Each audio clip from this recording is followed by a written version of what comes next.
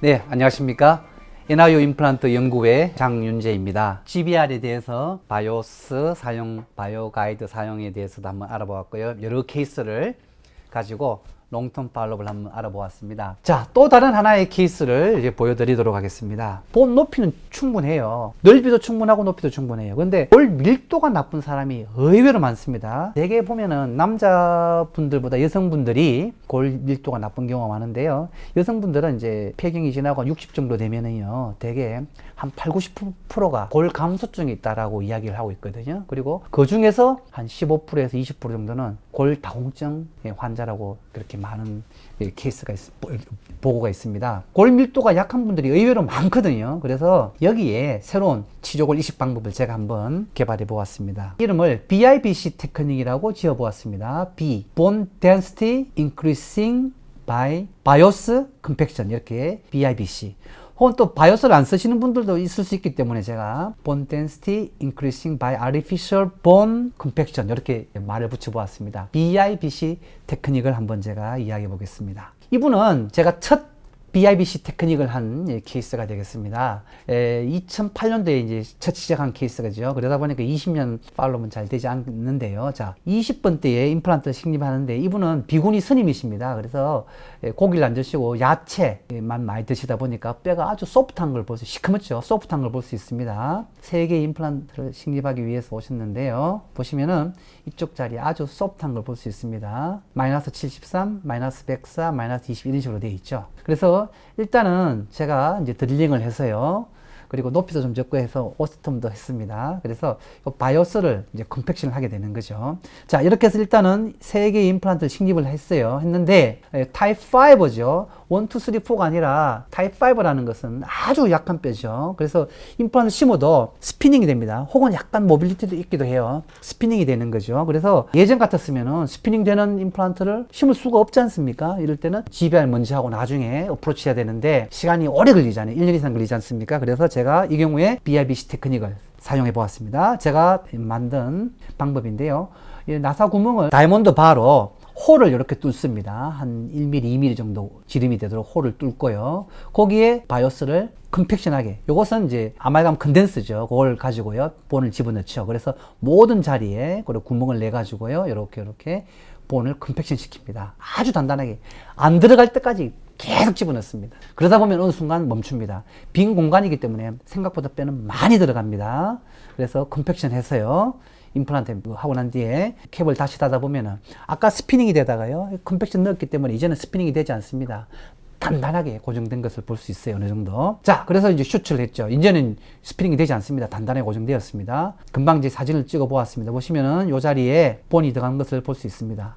그죠? 아주 타이트하게 본이 들어갔죠. 그죠? 끝까지 집어넣으면 됩니다. 그리고 상악동까지 올라가진 않으니까 이 경우는요. 하악은 또 다른 이야기가 되겠습니다. 하악은 밑에 신경이 있으니까 조심해야 됩니다. 수술하고 난 뒤에 바로 CT를 찍어보면은 아까 마이너스였잖아요. 마이너스 70 이런 게 1100까지 올라갔습니다. 바이오스가 들어갔으니까 단단한 거죠. 당연한 이야기죠. 자, 그렇게 해서 700, 950, 1000 이래 됐죠. 그죠? 일주일 뒤에 실밥을 풀었고요. 그 다음에 5개월 정도 기다렸습니다. 그래서 5개월 반 뒤에 크라운을 장착해 주었습니다. 그 당시에는 이제 골드를 했죠. 2009년도 이야기입니다. 그때 크라운을 장착하면서 CT를 찍어 보았습니다. 자, 700, 1800, 1200입니다. 그리고 뒤쪽 보면은 또 1280, 그죠? 아주 단단하게 굳어 있는 걸 볼 수 있죠. 아까 마이너스가 1200까지 올라가는 거죠.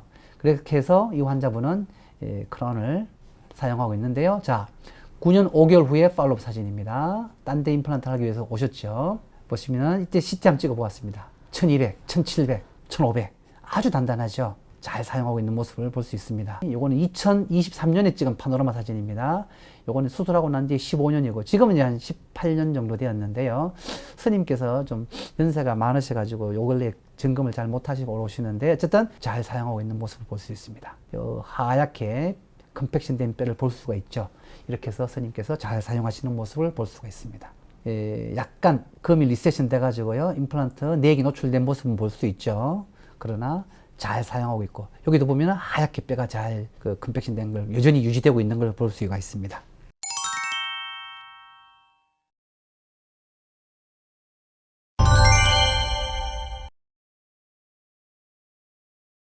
자, 다음 토픽은 페리임플란타이티스를 치료한 환자를 한번 보겠습니다. 임플란트가 무너지는 큰 이유 중에 하나가 페리임플란타이티스죠. 여기에 대한 치료는 참 난제고요. 페리임플란타이티스를 치료하고 난 뒤에 얼마나 오래 유지될 수 있을까라는 것도 하나의 숙제가 되겠습니다. 자, 이분은 2005년도에 오셨습니다. 30번대 임플란트가 이렇게 염증이 생기고 오셨는데요. 1990년경에 시술했다고 이야기하시더라고요. 보시면 뼈가 많이 녹아 내려갔죠. 피리오본탈 폴빙 뎁스가 한 7, 8mm 이상, 10mm까지 내려가는 걸 볼 수 있어요. 열어보니까 보세요. 이 임플란트는 아주 오래전에 TPS 슬피스라고 해요. 스트라마 임플란트의 초창기 모델입니다. 아주 슬피스가 러프해가지고요. 염증이 잘 생길 수 있는 그런 디자인이 되겠습니다. 자, 그래서 페어쉐 바로, 콜스한 바로 먼저 슬피스를 다 제거하고요. 스무스한 바로 제거하고, 레진 휠 파로 다시 깨끗하게 팔리싱을 했습니다. 광이 나죠, 그죠? 광이 날 만큼 깨끗하게 제거하고요. 그러고 난 뒤에 디톡시피케이션도 하죠. 안티를 이제 파우더를 이렇게 셀라인하고 섞어서 디톡시피케이션 하고, 그 다음에 이 부위를 그냥 놔두면은 볼륨이 유지가 안 되기 때문에 허벌허벌해지기 때문에 또 이제 염증이 생깁니다. 그래서 반드시 이렇게 본을 채워줘야 됩니다. 이때는 볼륨 유지 목적으로 했는 제가 HTR을 사용했습니다. 요새는 이제 제가 바이오스를 또 이제 많이 사용하죠. HTR이 단종되어 있기 때문에 바이오스 쓰는데 효과는 같다고 보고 있습니다. 그러고 난 뒤에 이렇게 슈츠해 주었습니다. 일주 후에 슈츠를 제거해 주었고요. 18일 후입니다. 생각보다 깨끗하게 잘 아무는 모습을 볼 수 있죠. 그죠? 그러니까 깨끗하게 염증을 제거하는 게 중요하다는 뜻이 되겠습니다. 그리고 6개월 후에 보시면은 여전히 깨끗하게 유지되는 걸 볼 수 있습니다. 본 레벨도 유지되고 있고요. 그리고 13년 6개월 후입니다. 여전히 깨끗하게 유지되는 걸 볼 수 있죠. 2005년도에 초진 사진이고요. 13년 6개월 후의 사진입니다. 본 레벨이 유지되고 있는 것을 볼 수 있습니다. 많이 녹아 내려갔는데 본을 잘 유지시키는 모습을 볼 수 있습니다. 그래서 깨끗하게 유지해주면 좋다는 거죠. 그 다음에 2022년도의 사진입니다. 여전히 본 레벨은 잘 유지되는 것을 볼 수 있습니다. 지금은 현재는 이제 20년 6개월 됐는데 환자분이 요 근래에 바쁘셔가 모으셔가지고 제가 딥팔로우 사진을 아직 못 찍고 있는데 기회 되면 또 이것도 한번 계속해서 팔로우업해서 사진을 찍도록 하겠습니다. 페리임플란타이티스 치료도 이렇게 잘 유지되고 있다는 걸 제가 보여드리는 거죠. 블락 그래프트에 대해서 한번 알아보겠습니다. 예전에는 좀 하다가 요즘 별로 하지 않는 케이스인데요. 그래도 GBR의 큰 테두리에서 한번 살펴보도록 하겠습니다. 자, 2002년도에 오신 환자분입니다. 아주 심한 치주염으로 젊은 여성분이었는데요. 이렇게 다수의 차를 뽑게 될 상황이 되었습니다. 간호사셨어요. 덴탈 IQ는 높으셨는데 심미적인 것도 원하고 해서 GBR해서 최종적으로 코란을 만들어준 케이스가 되는데 거의 한 2년에 걸쳐서 치료가 이루어진 그런 케이스가 되겠습니다. 아주 치아가 안 좋죠. 풍치가 심했습니다. 발치를 하고요. 템포라이 크라운을 만들어 주었죠. 볼륨 유지 목적으로 그 당시에는 HTR을 넣어 주었습니다. 그리고 템포라리 브릿지를 만들어 주었습니다. 그리고 다른 부위는 이제 임플란트를 먼저 식립하였고요. 하고 난 뒤에 보니까 보시면은 이렇게 전치 쪽에 많은 본이 바칼로 흡수돼 가지고 크라운이 모양이 예쁠 수가 없는 거죠. 젊은 여성분이셨기 때문에 이 환자분하고 상의해서 블락 그래프트를 한번 해보기로 했습니다. 친해서 턱에서 뼈를 떼와서 이 부위에 그래프트를 해보기로 하였습니다. 환자분이 덴탈 IQ가 높아서 충분히 이해하게 돼서 환자분이 원하신 케이스가 되었습니다. 이거는 HTR 넣은 흔적이 보이죠, 그죠? 그래서 하악에 친해서 이렇게 본을 따온 거죠. 이게 아주 큰 사이즈로 본을 따왔고요. 나누어서 이렇게 스크루로 고정을 해 주었습니다. 자, 그리고 그 사이사이에는 이렇게 바이오스를 컴팩트하게 채워 주었습니다. 그리고 여기에서 우리가 때로는 멤브레인을 대기도 하고 멤브레인을 사용하지 않기도 하는데 저는 블락그래프트에서는 멤브레인을 사용하지 않습니다. 오히려 멤브레인을 사용하는 것이 바깥에서 오는 플랩에서 오는 블루투스 스파이크를 막아준다고 생각을 하고 있어요. 그래서 때로는 보면 이제 본이 흡수가 많이 되거든요. 저는 블락그래프트에서는 이렇게 바이오스만으로 충분하다고 생각하기 때문에 멤브레인은 사용하지 않습니다. 그게 오히려 이제 나중에 오랜 시간이 지나서 바칼본 두께를 유지하는 비결이 된 것 같습니다. 그래서 타이트하게 슈츠해 주었고요. 팔라탈에서 들어가서 페리오스팀을 따서 이렇게 안쪽에서 슈츠해 주고요. 요 두 개만 슈츠만 해도 보시면 어느 정도 치아 플랩이 이렇게 많이 덮이는 걸 볼 수 있습니다. 위쪽은 이제 어느 정도 허벌허벌해서 아주 가볍게 슈츠해 줄 수 있거든요. 이 두 개의 메인 키 슈츠가 중요하다는 거죠. 자, 밑에 부분은 마찬가지로 바이오스를 대주고요. 바이오가이드 멤버린을 대주고 슈츠해 주었습니다. 물론 이 환자 같은 경우에는 이제 트라우마 크겠죠. 트라우마 큽니다. 그래서 부기도 있고 멍도 들고 합니다. 그래서 일단 슈트를 잘 해주었고요. 보시면 빵빵하게 된 모습을 볼 수 있죠. 자, 밑에 보시면은 이렇게 아무는 과정이 있습니다. 1주, 2주, 3주 이런 식으로 아물고 있습니다. 자, 5개월 반이 되었습니다. 그래서 열어보니까요. 보시면은 이 스크루 위치를 보면은 그대로 본이 유지된 걸 알 수 있죠. 여기서 현재 본 볼륨이 그대로 빵빵하게 유지가 되고 있는 것을 볼 수 있습니다. 멤버를 쓰지 않았다고 그랬죠. 이 경우에는요. 아주 단단하게 잘 되었습니다. 그러면 이제 서지컬 템플레이트에 이용해서 정확한 위치에, 아까는 그렇게 할 수가 없었던 거죠. 본이 두께가 없으니까. 지금은 정확한 위치에 스크루 타입의 임플란트를 만들 수 있습니다. 스크루 타입의 임플란트를 해줘야지 전치부는 예쁩니다. 브리즈 같은 경우에 특히 이 강의에서 제일 첫 번째 보여준 케이스 있죠. 그러니까 약간 이제 바칼로 경사가 져가지고 커스텀 오프텀트를 썼기 때문에 마진도 좀 내려가고 보이고 했는 기업에서 첫 케이스 27년 4개월 된 환자의 여성분이었죠. 그게 스크루 타입을 못 해줬기 때문에 그런 비신비가 좀 생긴 거죠. 자, 그러나 제가 이제는 심미적인 이유를 아니까 이렇게 스크루 타입을 해줬습니다. 스크루 타입이 될 수 있도록 이제 3i 임플란트를 심어 주었고요. 보시면 이제 슈트를 해 주었고요. 아주 빵빵하게 본이 잘 되었죠. 자, 그리고 템포라리 크라운을 다시 장착해 준 모습이 되겠습니다. 그리고 임플란트 식립 2개월 후의 모습인데요. 스크루 타입은 만들어 주었는데 문제가 생겼습니다. 잇몸이 이렇게 플랫하게 꺼져 버린 거죠. 그래가지고 이렇게 보시면은 시간 공간이 너무 큰 거죠. 이러면 좀 보기가 싫죠. 예쁘려고 했는데, 블락크래프트까지 했는데 환자분이 실망이 있을 수 있겠죠. 그래서 제가 요 부위에 잇몸을 더 세워주는 술식을 해보았습니다. 이건 이제 특별히 본을 다시 쓰는 게 아니라 제가 SPPR 테크닉이라고 명명을 해봤는데요. Screw Placement for Papillar Regeneration, SPPR 테크닉이라고 했어요. 제가 스크루를 이렇게 요 자리에 심었습니다. 여기는 또 다른 방식으로 코알을 떼어 가지고 한번 해보았어요. 한번 보시겠습니다. 보시면 사이사이에 요 자리는 코알을 그대로 떼어서요, 요 코알을 나중에 다시 채워준 거죠. 안에 바이오스를 좀 대고 코알을 대면은 뽕냥 그렇게 위로 올라올 거 아니겠습니까? 그렇게 해줬고요. 요 자리에 바이오스를 먼저 채워주고 그 다음에 코알을 넣으면은 이렇게 볼록하게 올라오겠죠. 그죠? 여기 볼록하게 이제 슈트해 주었고요. 그리고 맞은편 쪽에는 스크루를 이렇게 심었습니다. 그러면은 이 스크루에 의해서 또 볼록하게 되어죠. 제가 둘 다 테스트를 해봤죠. 근데 나중에 당연히 이 스크루가 더 낫다는 걸 결론적으로 알 수 있었습니다. 더 단단하게 그리고 볼록하게 만들어줬죠, 잇몸을요. 자, 그리고 다시 이제 템포라리 크라운을 장착해 보았습니다. 보시면 이렇게 빈 공간이 어느 정도 막혀진 걸 볼 수 있죠, 그죠? 자, 그리고 이제 힐링이 지나고 난 뒤에 보시면 모습입니다. 보시면은 볼록하게 올라온 걸 볼 수 있습니다. 코어를 한 것보다 스크루를 한 것이 더 많이 올라왔죠. 좀 어떻게 보면 일종의 페이크죠. 페이크지만 나중에 크라운을 더가 나면은 이제 눈가림으로 예쁘게 크라운을 댈 수 있도록 제가 만든 거죠. 그래서 이제 최종적으로 인상을 채덕해서요, 템포라리를 만들어 주었고요. 템포라리를 만들었는데 어느 정도 보세요. 이제 아까보다는 좀 낫죠, 그죠? 이제 칭그래프트 10개월 후의 모습입니다. 이렇게 템포라리를 해주었고요. 그래서 최종적으로 다시 요 템포라리 크라운을 복제를 해서요, 요걸 이용해서 인상을 채덕해 주셨습니다. 그러면 이제 템포라리 크라운 모양의 잇몸 형태를 그대로 재현할 수 있거든요, 그죠? 최종적으로 PFC 크라운을 만들어줍니다. 이 당시에는 지금처럼 지르코늄이 없을 때의 상황이죠. 그리고 스크루 테스트를 해가지고 정확하게 프레임이 맞는지를 확인해 주었습니다. 그래가지고 최종적으로 15개월 반이 되었습니다. 어느 정도 파필라가 잘 생긴 걸 볼 수 있죠. 이걸 또 제가 AI를 도움을 얻어가지고요, 한번 배경을 깔끔하게 해보았습니다. 안쪽을 없애버렸죠. 그래서 인터덴탈 파필라가 잘 살아있고, 그죠? 서비컬 라인도 예쁘고 해서 자연치, 젊었을 때의 모습처럼 예쁜 어릴 때의 모습으로 돌려주었죠. 오랫동안 고생했지만 환자분은 이렇게 만족한 그런 케이스가 되겠습니다. 자, 시작이었습니다.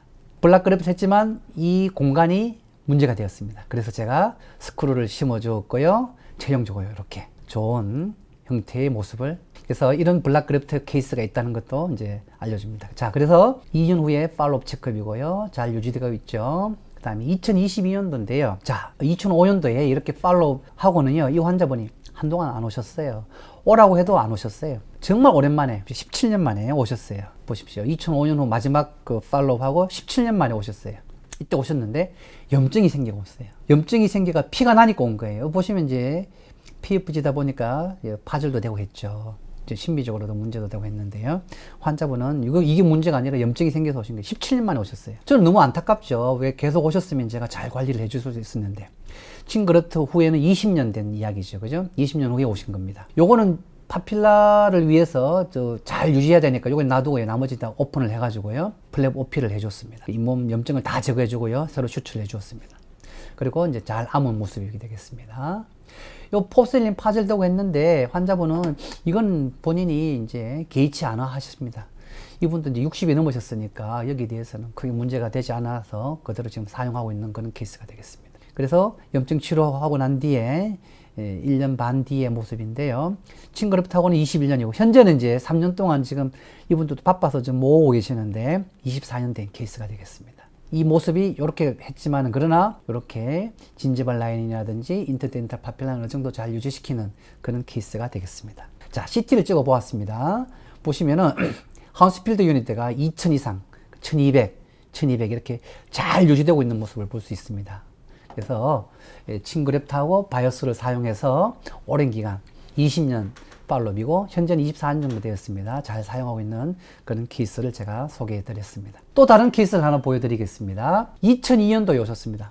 제가 이 케이스는 아주 또 선명하게 기억하는 것이 월드컵 경기 한창 할 때 제가 이 수술을 했습니다. 이분은 37세 여성입니다. 상악이 이렇게 본이 없습니다. 구치부에 본이 없어요. 그러면 전치에 임플란트를 몇 개 심어서 뭐 파샬 덴처를 한다든지 혹은 뭐 오버덴처를 해야 되는데 환자분은 리무버블 보철물을 싫어하셨어요. 너무 젊었죠. 37세 여성이니까. 그래서 제가 어쩔 수 없이 상의해서 친블락 그래프트를 설명하니까 자기는 비용이 들고 고생하고 시간이 오래 걸리더라도 하겠다 라고 이야기하셔서 상악동 수술과 함께 친그래프트를 같이 했습니다. 하루 날 잡아가지고 양쪽 상악동 수술을 하고요. 앞쪽에는 친그래프트를 했습니다. 하악 전치에서 본을 떼와가지고 고정시켰죠. 자, 환자분의 10번 때는 바이오스를 쓰고 바이오 가이드를 사용했습니다. 그리고 20번 때에는 좌측은 로키마운틴 칸셀러스 볼입니다. 동종골입니다. 이때는 제가 동종골도 좀 사용했거든요. 근데 나중에는 동종골이 문제가 되었기 때문에 법적인 이슈도 있고 이렇게 해가지고 제가 잘 사용하지는 않는 그런 케이스가 되겠습니다. 어쨌든 양쪽 다 이렇게 상악동 수술해서 잘 성공적으로 된 겁니다. 9개월 뒤에 보시면은 바이오스고 로키마운틴 칸셀러스 볼입니다. 동종골보다는 이종골 쪽이 확실히 본이 더 강한 걸 좀 볼 수 있죠. 자, 그리고 난 뒤에 앞쪽에 보시면은 아주 빵빵하게 본이 잘 된 걸 볼 수 있죠. 앞쪽에 본이 아주 강하게 잘 됐어요. 스크루가 그대로 노출되지 않고 파묻힌 걸 볼 수 있죠. 이 말은 본이 전혀 흡수가 되지 않았다는 뜻이 되겠습니다. 그래서 환자분은 튼튼하게 해달라고 부탁하셨어요. 저는 되게 풀마우스 할 때 8개 정도 심임하는데 이 환자분의 요구에 의해서 제가 10개, 예외적으로 한 10개를 심어 보았습니다. 그리고 앞쪽은 심미적인 이유가 있기 때문에 생략하고 뒤쪽에 심었습니다. 5개 해서 10개를 식립하였습니다.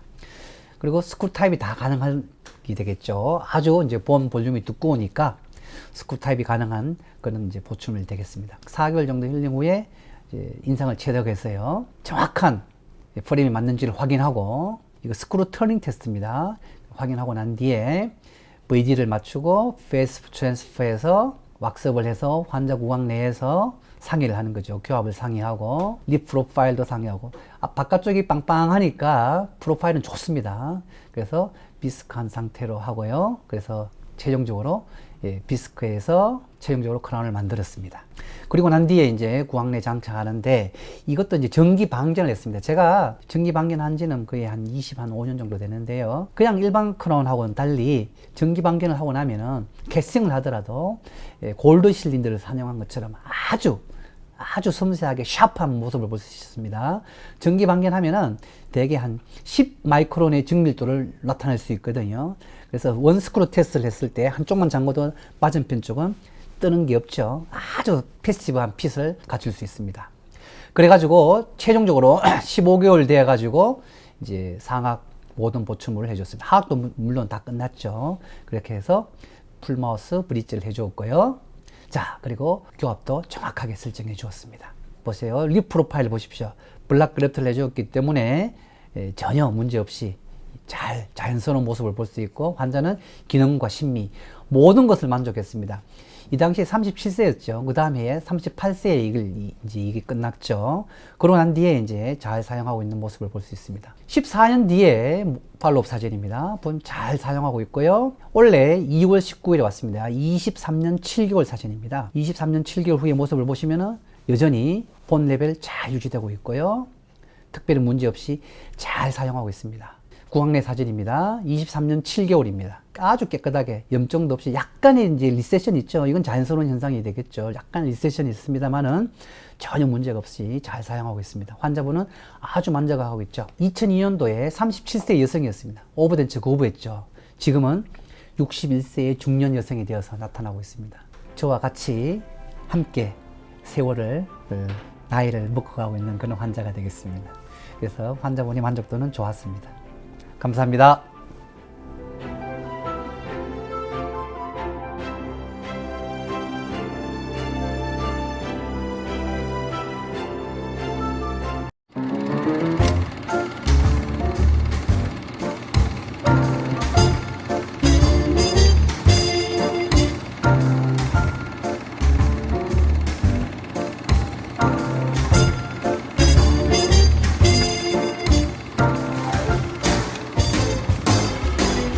I think human beings need to have something on the horizon.